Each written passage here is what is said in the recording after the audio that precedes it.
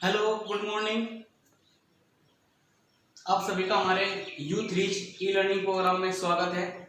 हमारा दूसरा चैप्टर बहुपद चल रहा था जो हमने पिछली वीडियो में कंप्लीट कर लिया है और आज हमारा तीसरा चैप्टर है मैथ का दो चरों वाले रैखिक समीकरण। दो चरों वाले रैखिक समीकरण, देखिए अभी तक हमने जितने भी समीकरण हल किए हैं वे एक चर वाले रैखिक समीकरण हल किए हैं। चाहे उसमें x हो, a से लेके z तक उसमें एक ही चर पद होता था, चाहे वो y हो, चाहे वो x हो, चाहे वो m हो, चाहे कुछ भी हो, a से लेके z तक कुछ भी होता था, लेकिन होता था एक। लेकिन अब क्या होगा, हमारे पास दो चरों वाले रैखिक समीकरण के जिसमें दो चर होंगे, चाहे वो xy होंगे, चाहे वो m होंगे या p के होंगे, यानी कि a से लेकर z तक कोई दो चर पद होंगे और उनका मान हमें निकालना होगा। ठीक है, पहला रैखिक समीकरण हमारा क्या होगा, यानी कि x और y भी ले सकते हैं, उसमें a से लेकर z तक कुछ भी ले सकते हैं। ठीक है, a1x plus b1y plus c1 बराबर 0। a1 का मान कुछ होगा, संख्या होगी, x सेम रहेगा, b1 का मान भी कोई संख्या होगी, y सेम रहेगा, c1 का मतलब चर पद, चर पद का अचर पद का मान है अकेला, यहाँ कोई संख्या होगी, तब जाकर हमारी एक रैखिक समीकरण बनेगी। दूसरी a2x plus b2y plus c2 बराबर 0। यहाँ a2 के मान कोई संख्या होगी, x सेम रहेगा, b2 की कोई संख्या होगी, x सेम रहेगा और c2 की कोई संख्या होगी, तब जाकर हमारी दूसरी समीकरण बनेगी। एक बात और, दो चरों वाले रैखिक समीकरण में हमारे पास दो समीकरण होंगे। कितनी समीकरण होगी? दो समीकरण, जिन्हें हम हल करेंगे। चलिए आज मैं आपको 3.1 पढ़ाने वाला हूँ। पहले तीसरा जो पहला पॉइंट है, तो हमारे पास चार टॉपिक हैं, विलोपन विधि, प्रतिस्थापन विधि, बृहज्गुणन विधि और ग्राफी विधि। यानी कि कोई भी दो समीकरण होगी जो हमारी सवाल की समीकरण होगी, जिनसे हमें x y के m n के p के जिनके मान निकालने होंगे चर पद के, उनको हम चार तरीके से हल कर सकते हैं।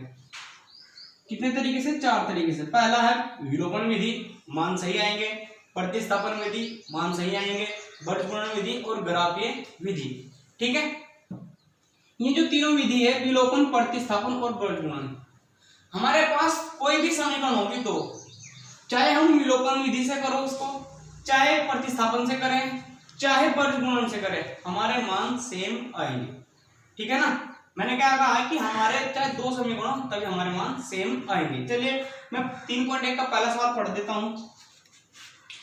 आफताब अपनी पुत्री से कहता है, यानी कि दो, हर एक सवाल में दो संकेत होंगे, चाहे वो माता पुत्र हो, माता पुत्री हो, पिता पुत्र हो, पिता पुत्री हो, दो संकेत होंगे। आफताब अपनी पुत्री से कहता है, यानी कि एक आफताब हो गया और दूसरा उसकी पुत्री होगी। 7 वर्ष पूर्व मैं तुमसे 7 गुनी आयु का था। 7 वर्ष पूर्व मैं तुमसे 7 गुनी आयु का था। अब दो है यहाँ पर, एक आफताब और एक उसकी पुत्री। तो सबसे पहले क्या करेंगे हम, माना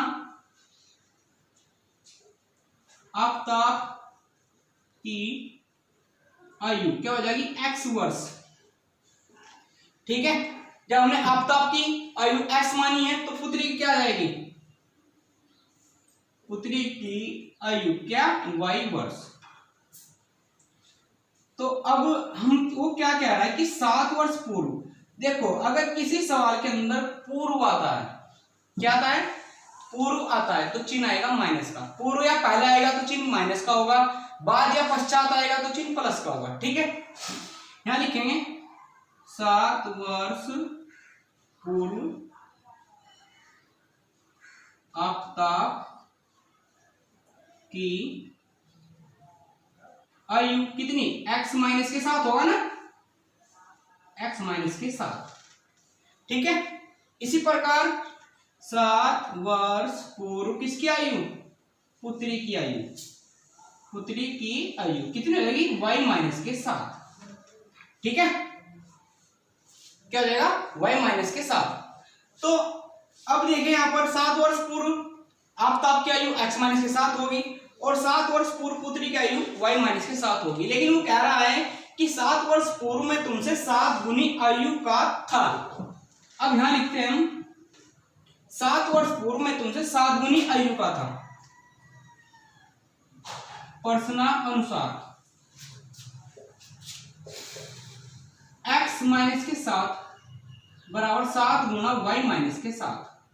वो ये कह रहा है कि 7 वर्ष पूर्व में तुमसे 7 गुनी आयु का था, तो गुणा किसमें होगी, उसकी पुत्री की आयु में। तो ये तो हमारा सेम रहेगा x माइनस के साथ और 7 y माइनस के 49। क्यों? क्योंकि इसके साथ भी गुणा होगी और इसके साथ भी गुणा होगी। ठीक है, अब x वाले और y वाले एक तरफ कर लेंगे, x माइनस के साथ y बराबर माइनस के 49 प्लस के 7, क्योंकि ये माइनस का हो जाएगा प्लस का हो जाएगा और ये प्लस का इधर जाएगा माइनस का हो जाएगा। ठीक है ना। अब जो हमारी समीकरण आएगी क्या आएगी? x माइनस के 7y बराबर 49 में 7 गए माइनस के 42, समीकरण बनी 1। ठीक है, समीकरण कितनी बन गई? 1। अब हम इसी प्रकार क्या बनाएंगे?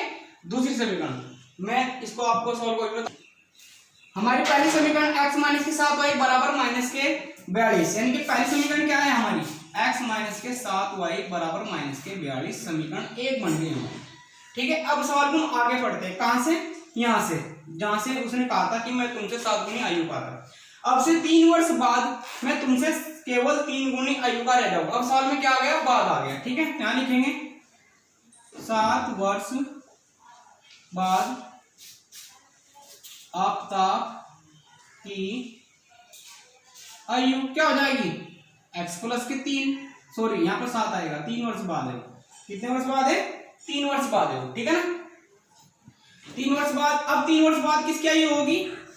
पुत्री की आयु। जैसे हम सेम पिता की लेते हैं तो पुत्री की भी सेम लेंगे, x प्लस के 3। वो कह रहा है कि मैं तुमसे 3 वर्ष बाद केवल 3 गुनी आयु का रह जाऊंगा। तो यहां लिखते हैं प्रश्न अनुसार क्या होगा? x प्लस 3 बराबर 3 गुना y प्लस के 3। ठीक है, तो x ये सेम रहेगा हमारा, x प्लस के 3 बराबर 3 y प्लस 3 या 9। ठीक है ना, मैं इसको यहां पर साफ कर देता हूं, ये हमारा हो गया है।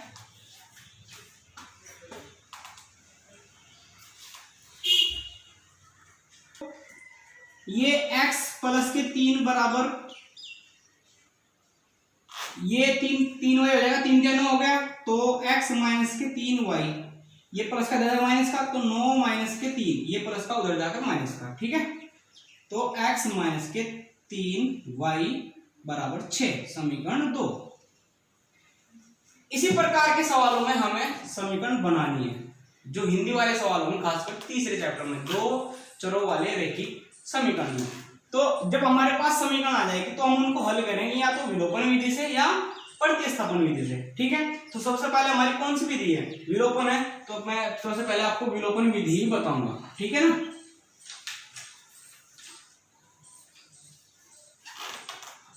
ठीक है। अब देखिए, सबसे पहले हम क्या लिखते हैं? समीकरण 1 व 2 से समीकरण 1 क्या है हमारे पास? x माइनस के 7y बराबर माइनस के 42, और दूसरी है x माइनस के 3y बराबर 6। ठीक है, अब क्या होगा? विलोपन विधि का मतलब है ऊपर नीचे रख के उनको या तो x पूरा करो या y पूरा करो, यानी कि एक चर पद को पूरा करना है, बराबर करके काटना है। ये x पूरा है, ये भी पूरा है, लेकिन प्लस प्लस से चिन्ह बदलने पड़ेंगे, माइनस प्लस माइनस। जब दोनों प्लस के होंगे तो नीचे के सब चिन्ह बदल जाएंगे, ये प्लस का था माइनस का होगा, ये माइनस का था ये प्लस का, और ये प्लस का था माइनस का। x कट गया ना हमारा। ठीक है, 3 प्लस के और 4 है, 7 है माइनस के, तो क्या आएगा? माइनस के कितना? 4y बराबर और माइनस के 48। ठीक है, माइनस से माइनस कट गया, y बराबर 48/4 और 12 चौक 48। y का मान कितना आ गया?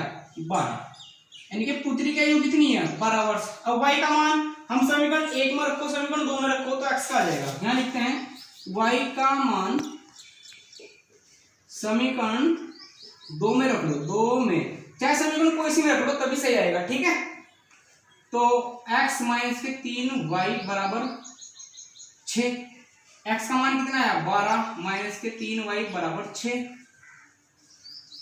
ये प्लस का उधर जाकर माइनस का हो जाएगा, 3y बराबर 6 माइनस के 12। ठीक है,